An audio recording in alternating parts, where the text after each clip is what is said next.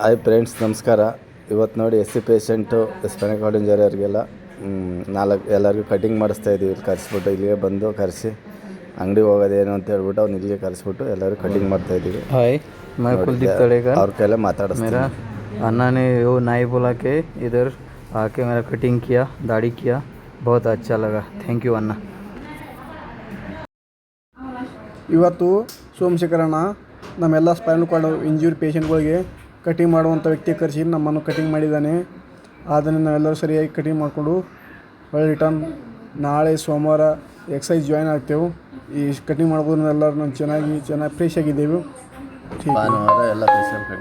ಭಾನುವಾರ ಎಲ್ಲರೂ ಕೂಡಿ ಫೇಶಿಯಲ್ ಕಟಿಂಗ್ ಮಾಡ್ಕೊಂಡಿದ್ದೇವೆ. ಸೋಮಶೇಖರಣ್ಣ ಕರೆಸಿದ್ದಾನೆ ಆ ವ್ಯಕ್ತಿಗೆ.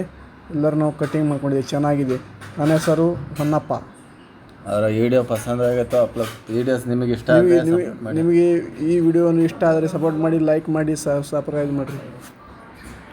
ಇವತ್ತು ನೋಡಿ ಎಲ್ಲರೂ ಇಡೀ